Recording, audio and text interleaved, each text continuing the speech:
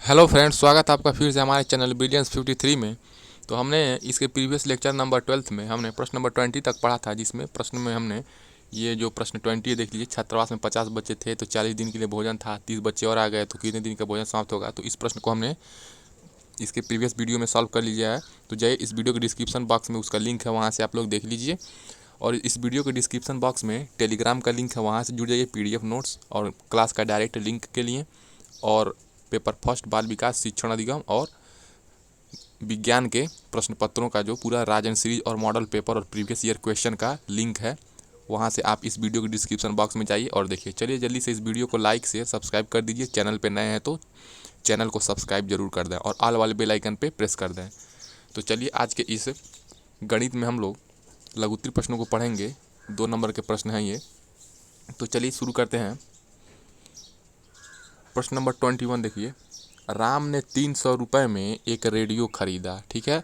वह उसे कितने रुपए में बेचे कि उसे 20% का लाभ हो, ठीक है। तो 20% का उसे लाभ होना चाहिए। तो रेडियो की कीमत कितनी है? 300 रुपये है। लाभ उसे कितना चाहिए? 20% चाहिए, ठीक है।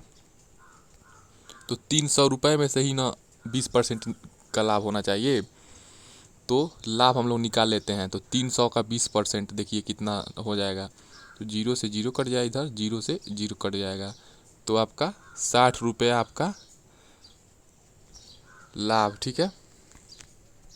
रेडियो की कीमत 300 है, 300 में ख़रीदा और कितना में बेचे कि उसे 20% का लाभ हो। तो 300 में ख़रीदा है तो उसका 20% लाभ निकालेंगे।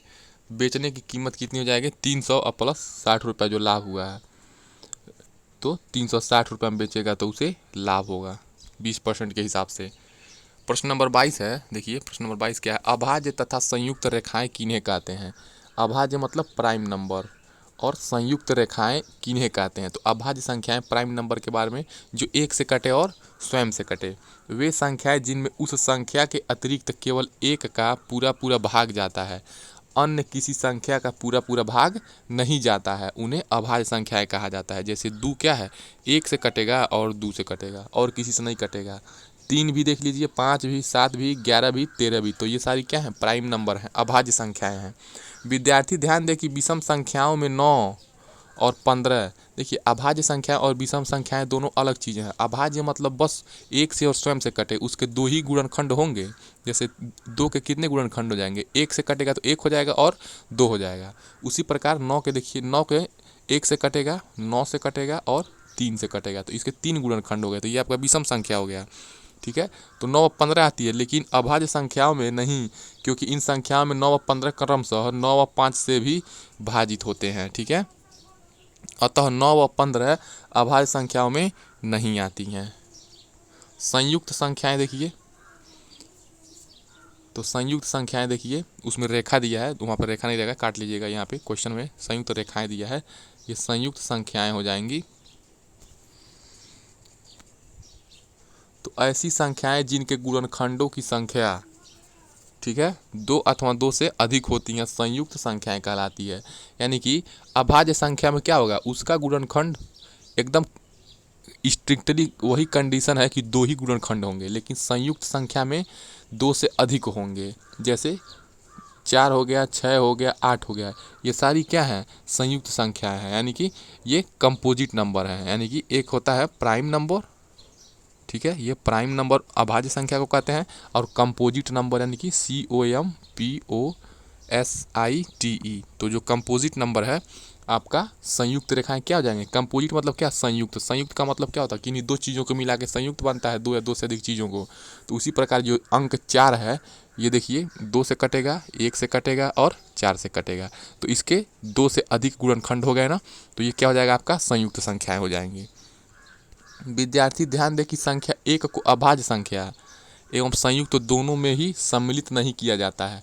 यानी कि एक न प्राइम नंबर है न कंपोजिट नंबर है, यानी कि न अभाज्य संख्या है न संयुक्त संख्या है, क्योंकि यह एक के अतिरिक्त किसी अन्य से भाज्य नहीं है तथा इसके 1 से अधिक गुणनखंड नहीं होते हैं। और कंडीशन क्या है अभाज्य संख्या का? कि अभाज्य संख्या में 2 गुणनखंड होने चाहिए और संयुक्त संख्या में 2 से अधिक। लेकिन 1 का गुणनखंड क्या होगा? 1 बस 1 से ही कटेगा। जो 1 है वो 1 से ही कटेगा, इसीलिए ये क्या है, न अभाज्य संख्या है, ठीक है, यानी कि न प्राइम नंबर है न कंपोजिट नंबर है, ठीक है। प्रश्न नंबर 23 है।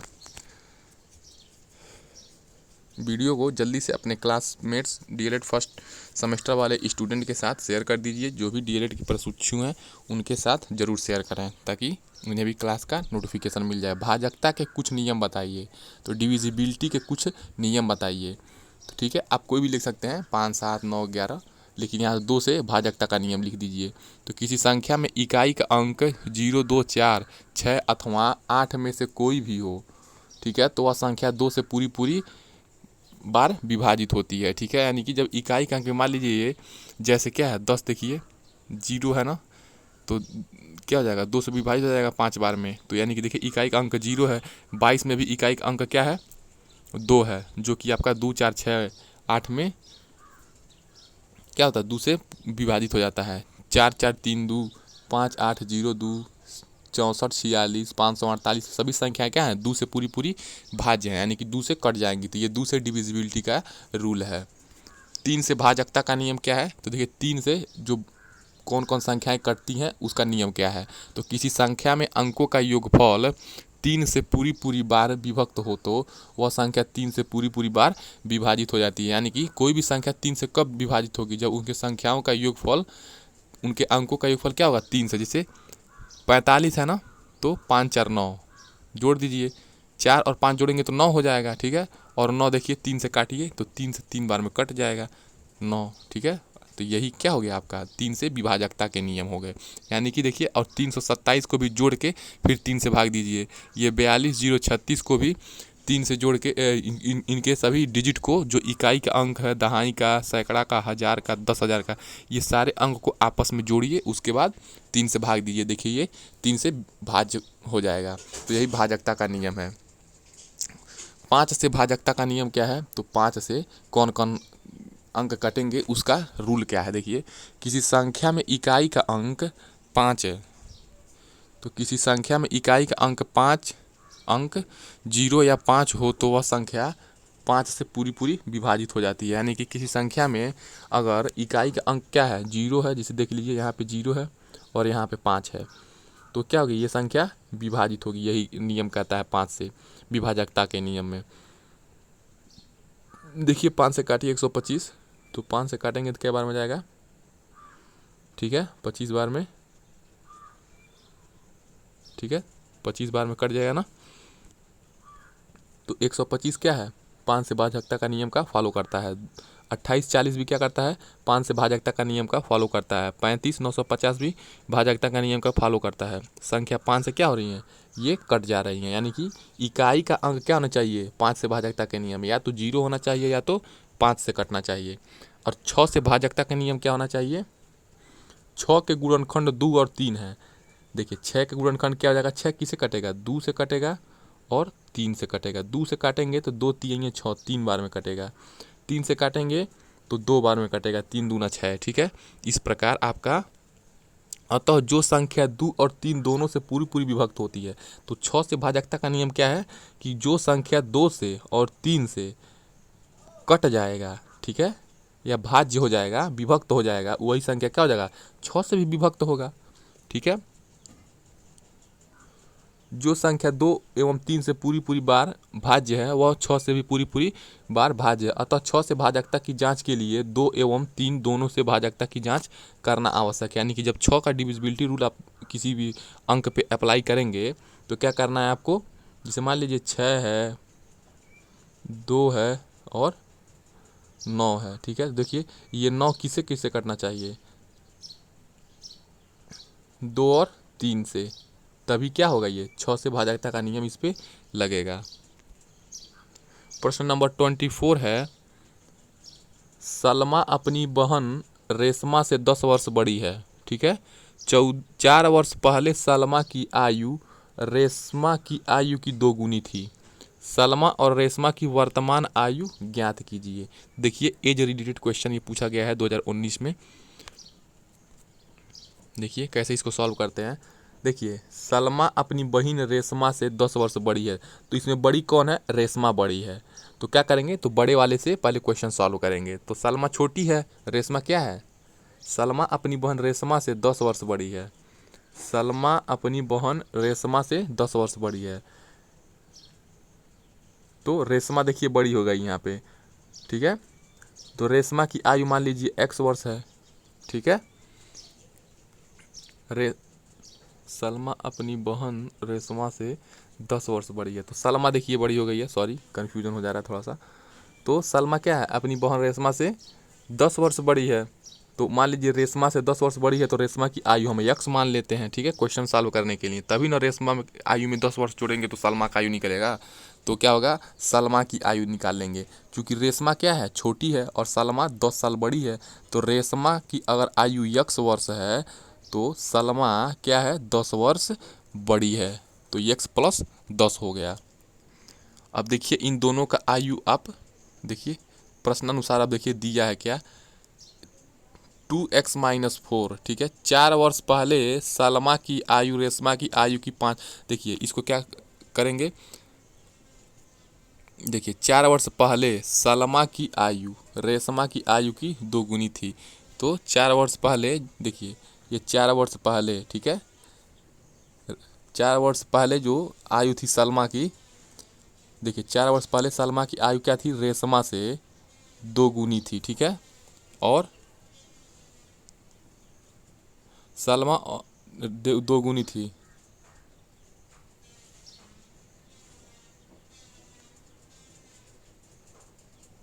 ये, और जब 2 गुनी हो जाएगी, देखिए ये 6, इसमें जब 10 वर्ष बड़ी है तो इसके बीच का जो डिफरेंस क्या हो जाएगा, 6 वर्ष हो जाएगा, ठीक है। तो आपका x प्लस 6 हो जाएगा, ये प्रश्नानुसार हो जाएगा। तो 2x माइनस 8 और x प्लस 6, तो x इक्वल्स टू सॉल्व करेंगे तो 14 आ जाएगा, यानी कि रेशमा की आयु 14 वर्ष आ जाएगी। तो सलमा की आयु क्या होगी, 14 प्लस 10, सलमा की आयु कितनी हो जाएगी, 14 वर्ष बड़ी है, और रेशमा की आयु देखिए 14 प्लस 10 क्या हो जाएगा, 24 वर्ष। और रेशमा की वर्तमान आयु कैसे निकालेंगे, वो x जितना आया है वो 14 वर्ष क्या आ जाएगा, रेशमा की आयु हो जाएगा। अब देखिए 14 वर्ष रेशमा है, तो रेशमा 14 वर्ष हो गई, और सलमा कितनी वर्ष की हो गई, 24 वर्ष हो गई। अब सलमा की आयु 24 हो जाएगी। अब देखिए क्वेश्चन के हिसाब से,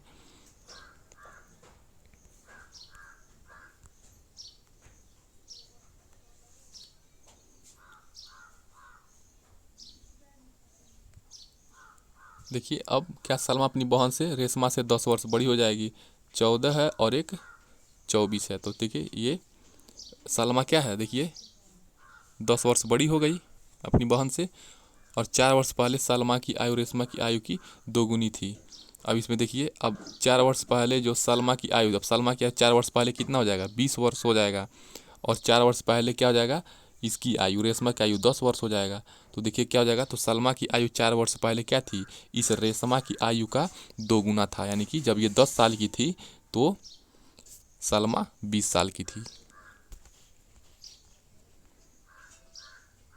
प्रश्न नंबर 25 है, नीचे दिए गए चित्र को देखकर निम्नलिखित प्रश्नों के उत्तर दीजिए। ये प्रश्न नंबर 2019 में पूछा गया है। तो देखिए ये एक वृत्त है, आपको दिख रहा है वृत्त है, वृत्त का क्या होता है, व्यास क्या होता है, व्यास बराबर होता है 2 गुणे त्रिज्या, ठीक है।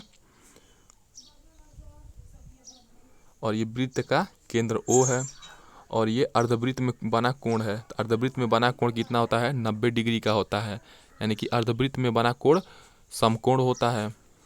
कहीं पे भी, यहाँ पे भी आप बनाएंगे तो ये 90 डिग्री का, यहाँ पे भी आप बनाएंगे तो 90 डिग्री का होगा। तो अब देखिए क्या इसको प्रश्नों का क्या उत्तर देना है। 3 त्रिज्याओं के नाम लिखिए। तो 3 त्रिज्या, देखिए एक त्रिज्या AO हो जाएगा, एक OC हो जाएगा, एक OB हो जाएगा। तो 3 त्रिज्या हो गया ना, OA, OC और OB। 3 जीवाओं के नाम लिखिए। तो 3 जीवा देखिए, 3 जीवा, तो वृत्त के किन्हीं 2 बिंदुओं को मिलाने वाली जो रेखा होती है उसे जीवा कहते हैं। तो देखिए बिंदु A और बिंदु B, वृत्त में देखिए दो पॉइंट है ना, बिंदु A और बिंदु B देखिए 2 पॉइंट है। फिर बिंदु बी और बिंदु सी।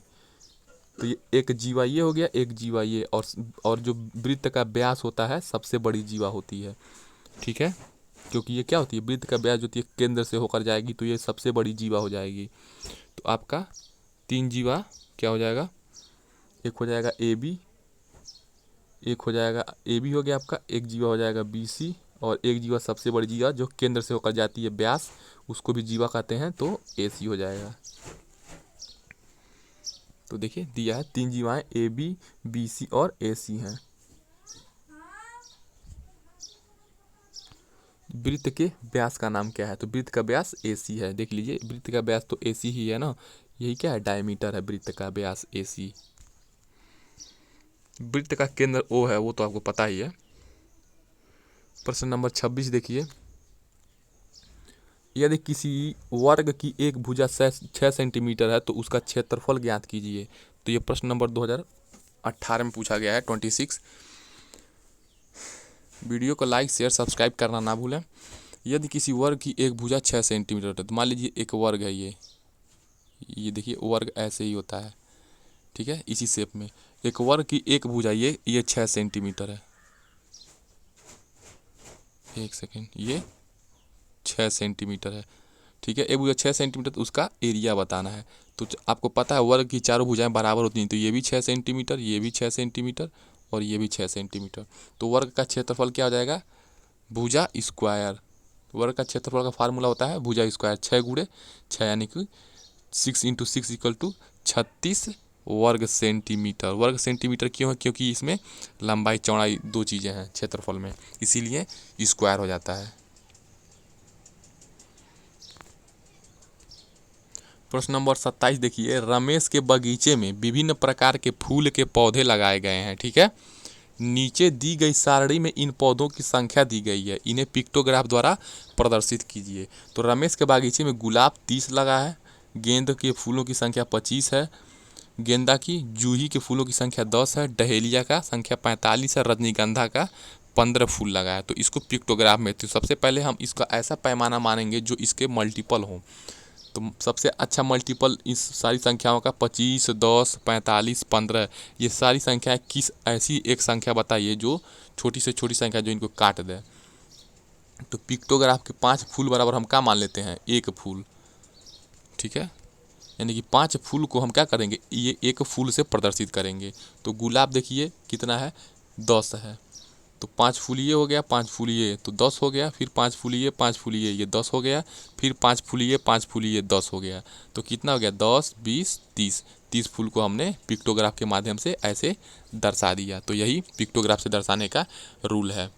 फिर यहाँ पे देखिए एक फूल बराबर 5 हो जाएगा, तो 5 ये 10, फिर 5 15, फिर 5 20, फिर 5 25। तो गेंदा के कितने 25 फूलों को हमने ऐसे दर्शा देंगे। और यहाँ पे जूही के 10, तो 5 ये हो गए और 5 ये हो गए, तो ये 10 हो गए। डहेलिया के देखिए 5 ये 10, फिर 20, फिर 30, फिर 40, फिर 45, तो ये 45 हो गए। और रजनीगंधा के 5 ये 5 ये, तो 5 5 10, 5 15, ये आपका 15 फूल रजनीगंधा के हो गए। तो इस प्रकार आप पिक्टोग्राफ में देख लीजिए पैमाना मान के किस प्रकार से आप सॉल्व कर सकते हैं। अब देखिए ये नया क्वेश्चन हो गया। प्रश्न नंबर 28 क्या है, किसी कक्षा की वार्षिक परीक्षा के, तो मान लीजिए किसी क्लास में 2-3 जो भी हो क्लास, उसके परीक्षा में एनुअल एग्जाम में 60 ही बच्चों के परिणाम पाई ग्राफ द्वारा निरूपित है। तो पाई ग्राफ किसे कहते हैं, तो जो वृत्त के अंदर जो भी डेटा लिखा होता है वो वर्गीकृत हो या अवर्गीकृत हो, ग्रुप्ड डाटा हो या अनग्रुप्ड डाटा हो, उसे हम पाई ग्राफ में देखिए ऐसे ही 360 डिग्री के वृत्त में आंकड़ों को प्रदर्शित करते हैं कोण के माध्यम से, उसे ही हम पाई ग्राफ कहते हैं। तो चित्र देखकर बताइए। तो देखिए आपको पता है ये जो वृत्त का केंद्र है कितना बनाता है, 360 डिग्री का कोण बनाता है, यानी कि इसके अंदर ये जितने कोण दिए गए हैं 180, 90, 30, 60, ये इन सारे कोणों का योग 360 अंश होना चाहिए, 360 से अधिक नहीं होगा, ठीक है। जोड़ लीजिए 60, 30, 90 ये हो गया, ये 60, 30, 90 ये हो गया और 90 ये, तो 90 90 ये हो गया, तो ये 180 प्लस 180 देखिए 360 है। ये 360 से ज़्यादा नहीं होगा क्योंकि ये वृत्त में 360 डिग्री का ही एंगल बनता है। तो सबसे अधिक बच्चे किस श्रेणी में उत्तीर्ण हुए? तो सबसे अधिक बच्चे किस श्रेणी में उत्तीर्ण हुए तो आपको बताना पड़ेगा। इसका एक फार्मूला होता है, ठीक है, उस फार्मूले के हिसाब से आपको निकालना पड़ेगा किस बच्चे में, किस क्लास में कितने बच्चे उत्तीर्ण हुए। तो इसका एक फार्मूला होता है केंद्रीय प्रवृत्ति के माप में, जब आप पढ़ेंगे तो उसका फार्मूला हम आपको बस बता देते हैं, ठीक है। यह है, इसको क्या कहते हैं, ये इसको त्रिज्यखंड कहते हैं, जो एक है इसको सेक्टर कहते हैं। तो ये मान लीजिए पहला त्रिज्यखंड ये हो गया, दूसरा त्रिज्यखंड ये हो गया, तीसरा त्रिज्यखंड या सेक्टर ये हो गया, चौथा त्रिज्यखंड या सेक्टर ये हो गया। तो जो इस त्रिज्यखंड का जो क्षेत्रफल है, मान लीजिए ये त्रिज्यखंड 4 देख लीजिए, जो त्रिज्यखंड 4 यहाँ से लेके इतना है, ठीक है। तो इसका जो क्षेत्रफल है वो क्या है केंद्र पर बने कोण का समानुपाती, यानी कि इसका एरिया जितना भी है ये क्या है, ये 90 डिग्री का समानुपाती होगा, यानी कि इसी के प्रोपोर्शनल में होगा, ठीक है, यही रूल है। तो क्या करेंगे हम, और पूरे वृत्त में 360 डिग्री का कोण बनता है, तो केंद्र पर कितना समानुपाती कोण बनेगा ये केंद्र पर, वही हम निकाल करके इस वृत्त रेखा पाई चार्ट वाले प्रश्नों को हम लोग सॉल्व करते हैं, ठीक है। और इसका फार्मूला क्या होता है, केंद्र पर समानुपाती कोण का जो फार्मूला होता है ना, केंद्र पर जो समानुपाती कोण का फार्मूला होता है वो होता है 360, ये पूरा 360 ही हो गया, गुणे संगत बारंबारता, संगत बारंबारता बटे बारंबारता का योग, ठीक है, बारंबारता का योग। तो देखिए फार्मूला अप्लाई करिए, सबसे अधिक बच्चे किस श्रेणी में उत्तीर्ण हुए, तो ठीक है, देखिए सबसे अधिक किस बच्चे में से होंगे, इसमें स्पष्ट है द्वितीय श्रेणी क्या है 180 डिग्री का है, तो इसका कोण अधिक है, ठीक है। और आपको मैंने बताया है कि जो त्रिज्यखंड का जो क्षेत्रफल होता है वो कोण के समानुपाती होता है, यानी कि 180 डिग्री में क्या होंगे, ज़्यादा बच्चे होंगे। तो 180 डिग्री में ज़्यादा बच्चे हैं, तो डिग्री में दिया है बच्चों की संख्या, तो हम लोग इसे किस में प्रदर्शित करेंगे, आंकड़ों में, नंबर्स में, ठीक है, ऐसे।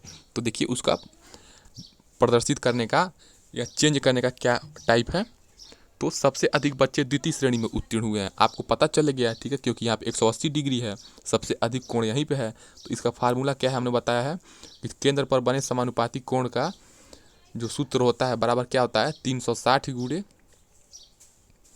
देखिए यहाँ पे 60 हो गया, तो 360 में से 180 डिग्री बच्चे हो गए, और देखिए 60,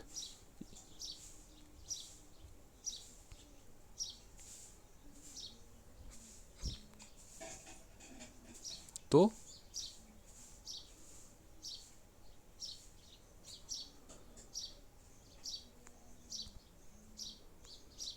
60 गुणे आपका 180 बट्टे 360, जीरो से जीरो कट जाएगा, 18 दूना 36, फिर 2 से 30, यानी कि 30 बच्चे आपके क्या हो जाएंगे, द्वितीय श्रेणी में सबसे अधिक बच्चे उत्पन्न होंगे, ठीक है। देखिए ये 60 बच्चे हैं ना पूरे टोटल बच्चे, तो 60 ही बच्चों में, देखिए 60 ही बच्चों में, देखिए जिस तरह परसेंटेज में निकालते हैं 60% का इतने बच्चे, तो देखिए तो 60 ही बच्चों में 180 डिग्री हैं, ठीक है। तो 60 बच्चों में 180 डिग्री क्या हुए वाले बच्चे ज़्यादा हुए हैं उत्तीर्ण, और पूरा टोटल 360 से भाग दे देंगे, तो कितना हो गया 330 बच्चे, ठीक है। और दूसरा प्रश्न क्या है, प्रथम श्रेणी एवं द्वितीय श्रेणी में उत्तीर्ण बच्चों की संख्या।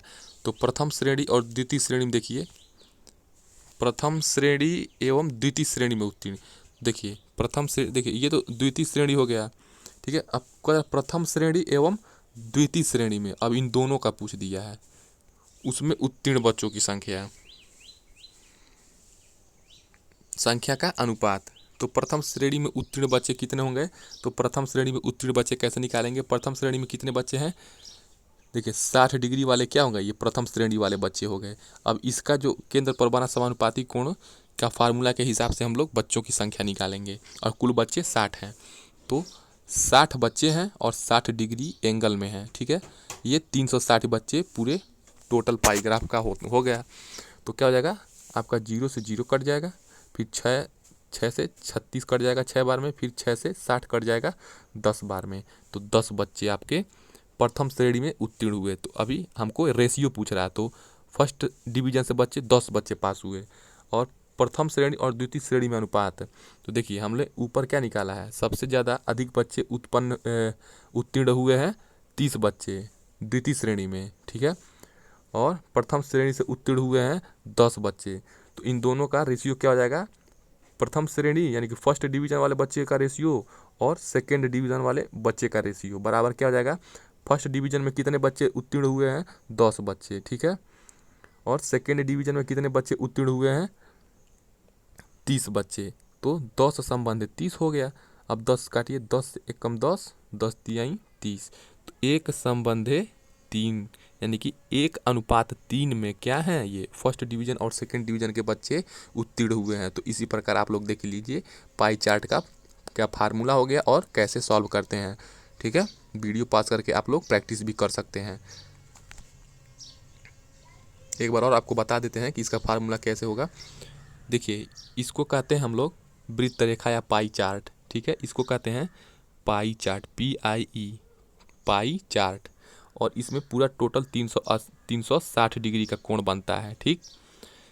और ये जो है इसको कहते हैं त्रिज्य खंड। क्या कहते हैं, त्रिज्य खंड, त्रिज्य खंड या सेक्टर। क्यों कहते हैं, नहीं कहते हैं कि 1 सेक्टर 2 सेक्टर ये हो गया। तो इसी प्रकार ये क्या हो गया, देखिए ये सेक्टर है, ये सारी चीज़ें सेक्टर हो जाएंगी।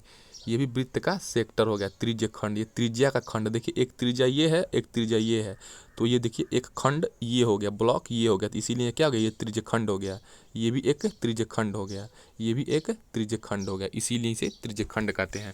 और इस त्रिज्य खंड का जो क्षेत्रफल होता है, ये पूरे त्रिज्य खंड का जो क्षेत्रफल होता है ये इतना, इस त्रिज्य खंड का क्षेत्रफल होगा क्या होगा, केंद्र पर बने कोण पर समानुपाती होगा। तो जो त्रिज्य खंड का क्षेत्रफल होगा यानी कि देखिए जो सेक्टर का एरिया होगा, मान लीजिए सेक्टर का जो एरिया है वो क्या होगा, समानुपाती होगा किसके, 180 डिग्री के, यानी कि इस पे जो बना है एंगल उसके, उसी के हिसाब से फार्मूला के हिसाब से निकाल लेंगे जिस प्रकार मैंने आपको बताया है। चलिए हमने पाई चार्ट के और पिक्टोग्राफ के प्रश्नों को सॉल्व कर लिया है। देखिए मैक्सिमम इसी टाइप के क्वेश्चन पूछे जाते हैं। प्रीवियस जो भी 3-4 वीडियोज़ हैं लघु उत्तरी, वहाँ से आपके मैक्सिमम क्वेश्चन उसी टाइप के पूछे जाएंगे। तो जल्दी से इन 3 वीडियो बहुत इंपॉर्टेंट है, देख लीजिए, हमारे चैनल से जुड़ जाइए, चैनल को सब्सक्राइब कर लीजिए। और paper first, paper second, paper third और पेपर फोर्थ का प्लेलिस्ट का लिंक है इस वीडियो के डिस्क्रिप्शन बॉक्स में। टेलीग्राम से जुड़ जाइए, वीडियो को लाइक शेयर सब्सक्राइब अपने क्लास में DLED friends group WhatsApp group पे शेयर कर दीजिए। मिलते हैं नेक्स्ट वीडियो में, तब तक पढ़ते रहिए। जय हिंद।